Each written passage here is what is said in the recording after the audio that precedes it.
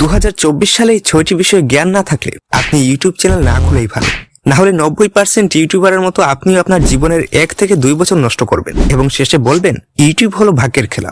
আর এই 6টি পয়েন্টের মধ্যে শেষের পয়েন্টটি সবচেয়ে গুরুত্বপূর্ণ, কারণ সেটি আপনাকে শুধু ইউটিউবারই নয় বরং আপনাকে একজন প্রকৃত ইনফ্লুয়েন্সার হতে সাহায্য করবে।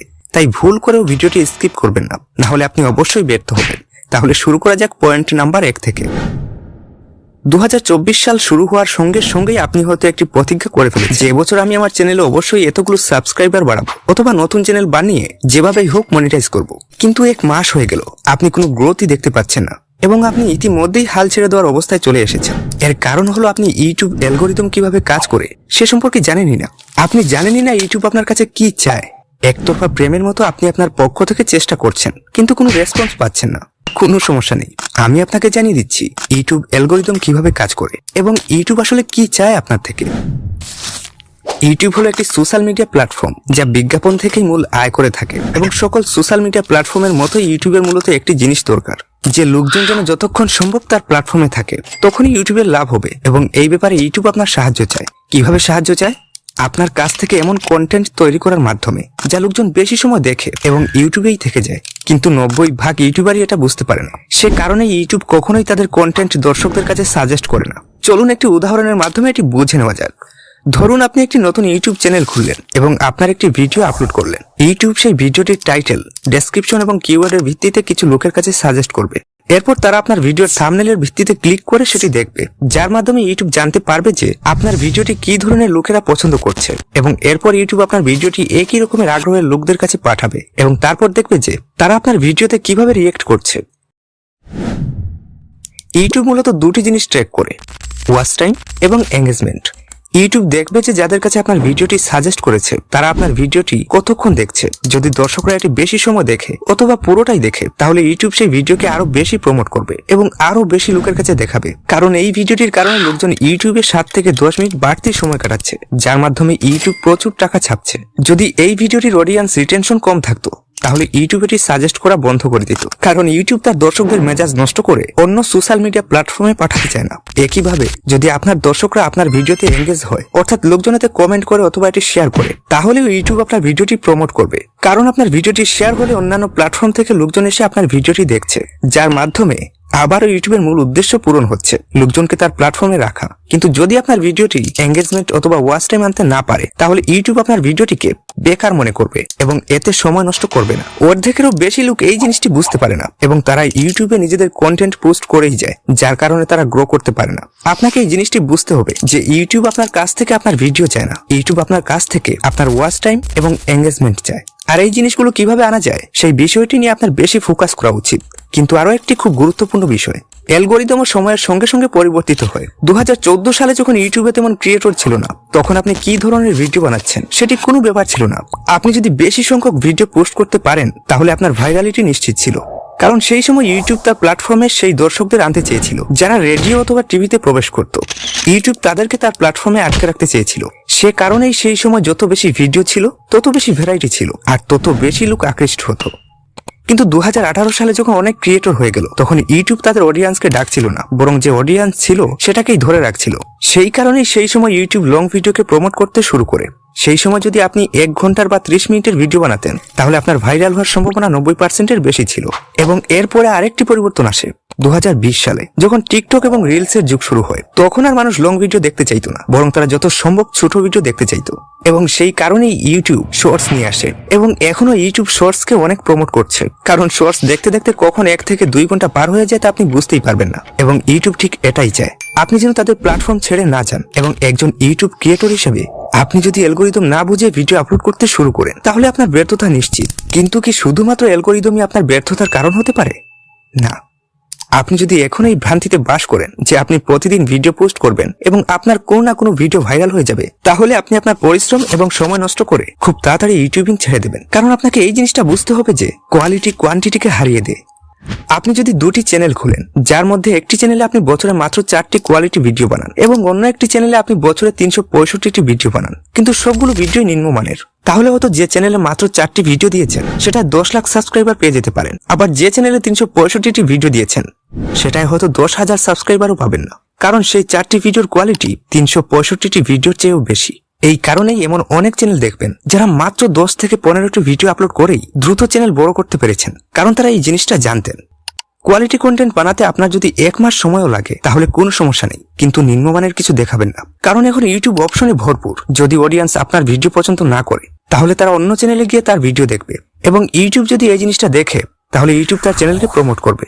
যদি অডিয়েন্স আপনার ভিডিও পছন্দ করে তাহলে তারা আপনার ভিডিওর জন্য অপেক্ষা করবে, এবং ইউটিউবও এই জিনিসটা দেখবে, এবং তারপর ইউটিউব আপনার চ্যানেলকেও প্রমোট করবে। কিন্তু ভিডিওর কোয়ালিটি কিভাবে বাড়াবেন? ভিডিওর কোয়ালিটি বাড়ানোর জন্য আপনার কোনো দামি গ্যাজেটের দরকার নেই, শুধু দরকার আপনার সঠিক টেকনিক, যাতে করে আপনি সঠিক স্ক্রিপ্টিং, ভয়েস ওভার এবং এডিটিং করতে পারেন। এখন আরো অনেক ফ্যাক্টর আছে যেগুলো কোয়ালিটি কন্টেন্ট বানানোর জন্য জরুরি, কিন্তু এই 3টি জিনিস বেসিক। তবে শুধুমাত্র কোয়ালিটি কন্টেন্ট আর অ্যালগরিদম বুঝলেই আপনার চ্যানেলকে ফেল হওয়া থেকে বাঁচানো যাবে না, কারণ ইউটিউব যদি আপনার ভিডিওকে অডিয়েন্সের কাছে না পৌঁছায়, ইমপ্রেশন না দেয়, তাহলে আপনি ভিডিও দিয়ে কি করবেন? আপনি যদি না জানেন কিভাবে রিটার্নিং ভিউয়ার্স বাড়াবেন, কিভাবে নতুন ভিউয়ার্স পাবেন, কিভাবে আপনার ভিডিওগুলো র্যাঙ্ক করাবেন, অথবা সিটিআর, আরপিএম, সিপিএম এর মতো জিনিসগুলো আসলে কি, তাহলে আপনি ম্যাপ ছাড়াই একটা বড় জঙ্গলে ঢুকে পড়েছেন, যেখানে ইউটিউব নামের একটা সিংহ আপনাকে মাঝ পথেই খেয়ে ফেলতে চলেছে। এসইওতে র্যাঙ্ক করতে আপনার মূলত 3টি জিনিস লাগবে: টাইটেল, কিওয়ার্ড আর থাম্বনেইল। এবং এগুলো ছাড়াও আপনার এসইও ট্র্যাক করার জন্য এবং আরো গ্রো করার জন্য আপনার ইউটিউবের অ্যানালাইটিক্স গুলো সঠিকভাবে দেখা দরকার, কারণ আপনি যদি আপনার অ্যানালাইটিক্স না বুঝেন তাহলে আপনি আপনার অডিয়েন্সকে বুঝতে পারবেন না। আবার আপনি যদি আপনার অডিয়েন্সকে বুঝতে না পারেন তাহলে অ্যালগরিদম আপনাকে সাহায্য করবে না। কিভাবে সঠিক টাইটেল, ডেসক্রিপশন, হ্যাশট্যাগ দিতে হয়, অ্যানালাইটিক্স কিভাবে দেখতে হয়, কিভাবে অপটিমাইজ করতে হয়, সেটা নিয়ে যদি আপনারা চান যে আমি এই টপিকে ভিডিও বানাই, তাহলে কমেন্ট সেকশনে অ্যানালাইটিক্স লিখুন। একটু ভাবুন, আপনারা সবাই কিছু শিখে এবং আপনার চ্যানেলের ক্রাইটেরিয়া পূরণ করে মনিটাইজেশনের জন্য অ্যাপ্লাই করলেন এবং ইউটিউব আপনাকে রিজেক্ট করে দিল। এই ঘটনা ঘটার সম্ভাবনা অনেক বেশি যদি আপনি না জানেন ইউটিউবের পলিসি আর গাইডলাইনগুলো কি। ইউটিউবের নতুন পলিসি অনুযায়ী আপনি 500 সাবস্ক্রাইবার আর 3000 ঘন্টা ওয়াচ টাইম দিয়ে আপনার চ্যানেল মনিটাইজ করতে পারবেন। আগেই ক্রাইটেরিয়া ছিল 1000 সাবস্ক্রাইবার আর 4000 ঘন্টা ওয়াচ টাইম এবং 10 মিলিয়ন ভিউজ। কিন্তু এখানে ইউটিউব একটা খেলা খেলেছে।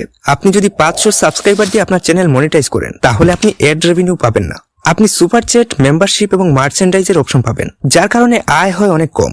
অ্যাড রেভিনিউ পাবেন না, যেটা আপনার মূল আয়ের উৎস। কিন্তু ইউটিউব এটা কেন করলো? তাদের ক্রিয়েটরদের বাঁচানোর জন্য? ইউটিউব আপনার উপর দয়া করছে না। আসলে টিকটক তাদের ক্রাইটেরিয়া কমিয়ে দিয়েছিল, এজন্য ইউটিউবকেও কমিয়ে দিতে হয়েছে, যাতে তাদের ক্রিয়েটররা ইউটিউব ছেড়ে টিকটকে চলে না যায়।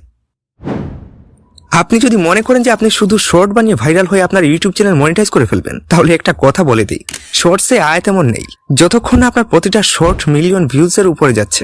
আসলে লং ফর্ম কন্টেন্টকে ভাইরাল করা শর্ট ভাইরাল করার চেয়ে সহজ, কিন্তু ইউটিউব আপনার মনে উল্টোটা ঢুকিয়ে দিয়েছে, যার কারণে আপনি অনেক সময় আর পরিশ্রম নষ্ট করছেন। আপনি যদি শুধু ভাইরাল হতে চান তাহলে শর্ট আপনার জন্য সঠিক জিনিস, কিন্তু আপনি যদি ইউটিউবের ক্যারিয়ার গড়তে চান এবং আপনার মূল লক্ষ্য এখান থেকে আয় করা থাকে, তাহলে শর্ট আপনার জন্য সঠিক জিনিস না। এছাড়াও এআই ট্রেন্ডে থাকার কারণে ইউটিউব এআই সম্পর্কিত অনেক পলিসিও চালু করেছে, কিন্তু এই পলিসিগুলোতে কোথাও এআই ভয়েস ব্যবহার করতে নিষেধ করা হয়নি, যতক্ষণ আপনি কারো ভয়েস ক্লোন করে আপনার ভিডিও বানাচ্ছেন। যদি আপনি 11 ল্যাবস এর মতো কোনো ওয়েবসাইট থেকে আপনার ভয়েস জেনারেট করেন তাহলে কোনো সমস্যা নেই, কিন্তু যদি আপনি ডোনাল্ড ট্রাম্পের মতো ভয়েস ক্লোন করে ভিডিও বানান তাহলে আপনার জন্য সমস্যা হবে। একইভাবে যদি আপনি এআই দিয়ে 0 থেকে ভিডিও এডিট করেন তাহলে কোনো সমস্যা নেই, কিন্তু যদি আপনি কারো কন্টেন্ট নিয়ে এআই দিয়ে অন্য কিছু বানিয়ে তারপর ইউটিউবে আপলোড করেন তাহলে আপনার জন্য অনেক বড় সমস্যা হবে। আবার আপনি এআই ভয়েসকেও সরাসরি কন্টিনিউয়াসলি ব্যবহার করতে পারবেন না, তাহলে সেটা রিউজ কন্টেন্টে চলে আসবে। আপনাকে সেই এআই ভয়েসকে একটু এডিট করে নিতে হবে। একইভাবে কপিরাইট কি, এটা থেকে কিভাবে বাঁচতে হয় এবং কিভাবে কাউকে সঠিকভাবে অ্যাট্রিবিউট দিতে হয় যাতে কখনোই লিগ্যাল কেসে না পড়েন, এই সবগুলোর জ্ঞান থাকা খুব জরুরি। না হলে আমিও এমন অনেক ক্রিয়েটরকে চিনি যাদের মিলিয়ন মিলিয়ন সাবস্ক্রাইবার ছিল, কিন্তু এই পলিসি গাইডলাইন ভঙ্গ করার কারণে তাদের চ্যানেল রাতারাতি উধাও হয়ে গেছে। কপিরাইট নিয়ে আমি অবশ্যই একটা ডেডিকেটেড ভিডিও করব, কারণ এটা অনেক বড় একটা টপিক এবং এটা অনেক কমপ্লেক্সও। আপনি বলতে পারেন যে এটা ব্যাখ্যা করার জন্য আইনের ডিগ্রি থাকাটা অনেক জরুরি, কারণ ইউটিউবের কপিরাইট নীতি মার্কিন আইন অনুযায়ী চলে, কিন্তু ভয়ের কিছু নেই। আপনার ক্যারিয়ার বাঁচাতে আপনার একটু জ্ঞান থাকলেই চলবে। এমন অনেক চ্যানেল আছে যারা এইসব বিষয়ে খেয়াল না রেখেই চলতো, আজ তাদের অবস্থা নতুন ইউটিউবার থেকেও খারাপ। কিন্তু এটা কিভাবে হলো?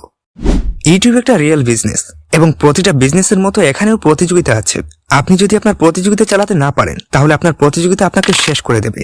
এই সমস্যা শুধুমাত্র আপনার চ্যানেল বড় হয়ে গেলেই আসবে না, বরং আপনি যখন বড় হওয়ার চেষ্টা করবেন তখন আপনি বুঝতে পারবেন যে আপনার চেয়েও ভালো চ্যানেলগুলো আপনার পাশে দাঁড়িয়ে আপনার সাথে প্রতিযোগিতা করছে।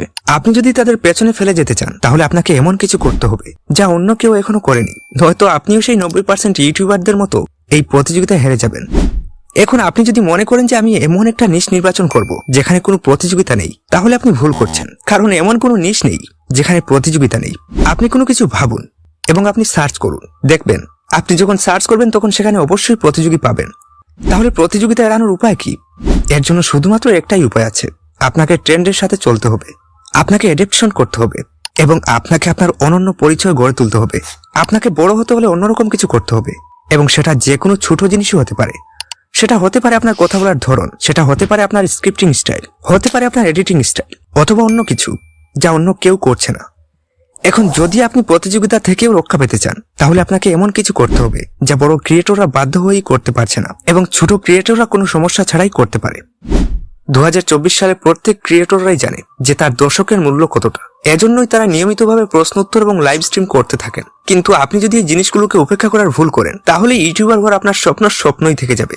দর্শকদের কোনো সেলিব্রিটির প্রয়োজন নেই, বরং তাদের একজন পরামর্শদাতা বা বন্ধুর প্রয়োজন, যাদের থেকে তারা প্রভাবিত হতে পারে বা যাদের সাথে তারা সামনে এগিয়ে যেতে পারে। এবং আপনি শুধুমাত্র তখনই এই পার্থক্যটি তৈরি করতে পারবেন যখন আপনি তাদের সাথে জড়িত থাকবেন, সরাসরি ডিএম এর মাধ্যমে, মন্তব্যের মাধ্যমে, প্রশ্ন উত্তরের মাধ্যমে বা লাইভ স্ট্রিমের মাধ্যমে।